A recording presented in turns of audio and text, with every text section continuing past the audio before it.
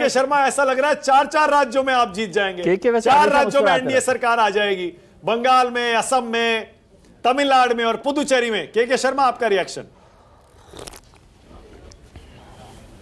देखिए, असम के संदर्भ में तो मानक जी मैंने पहले ही कहा था, क्योंकि वहाँ मैं 1.25 महीने चुनाव में स्वयं बैठा हुआ था, तो मुझे तो वहाँ की स्थिति तो बहुत नज़दीक से पता है।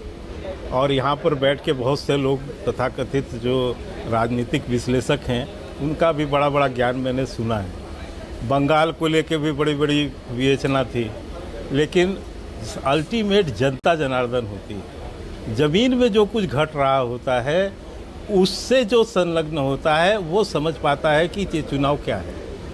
और मैं इस बात को इसलिए भी कहता हूँ कि ये जो राजनीतिक विश्लेषक लोग भी होते हैं ना, जो माहौल क्रिएट करते हैं, इनको भी थोड़ा ज़मीन में जाना चाहिए, जाके देखना चाहिए चुनाव, और किसी भी पूर्वाग्रह में होकर अपनी बात नहीं कहनी चाहिए। दूसरी बात, जो स्थिति बंगाल में दिख रही है उससे बहुत स्पष्ट है, भारतीय जनता पार्टी पूर्ण बहुमत की सरकार बनाने जा रही है। रही बात किसके सिर पर बांधेंगे जीत का सेहरा? के शर्मा की संगठन की सरकार बनी। किसकी जीत होगी? सर, जीत का सेहरा तो निश्चित तौर से माननीय प्रधानमंत्री जी, हमारे प्रदेश के नेतृत्व, हमारे राष्ट्रीय अध्यक्ष और तमाम करोड़ों करोड़ों कार्यकर्ता जिन्होंने बूथ लेवल पर खड़े होकर अपनी मेहनत भी की है, पसीना बहाया है और इतनी अत्याचारी सरकार से लड़ी है। मैं डायरेक्ट पूछ लेता हूं, बिना डर के लड़ी है। के शर्मा, सीएम कौन बनेगा बंगाल में? नहीं, सीए मैं जानता हूँ सर, आप इस तरह के प्रश्न अब आपको क्रिएशन में आएंगे, क्योंकि आप अभी जीत पर चर्चा करना नहीं चाहते। आप चाहते हैं कोई विवाद फिर से आपके सीएम की चर्चा हो रही है, जीत की चर्चा हो रही है, ताकि आपका चैनल चले। लेकिन नहीं, हम ऐसे विवादित विषयों पर अभी नहीं आएंगे, क्योंकि ये वरिष्ठ नेताओं का, पार्लियामेंट्री बोर्ड का, विधायक दल का निर्णय है।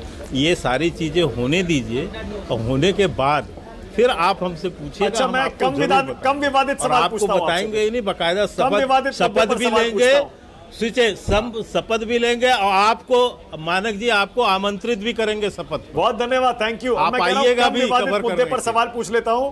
कम विवादित मुद्दा यह है, तमिलनाडु में टीवीके को समर्थन देंगे क्या, एक्टर विजय को, बीजेपी और एडीएम के?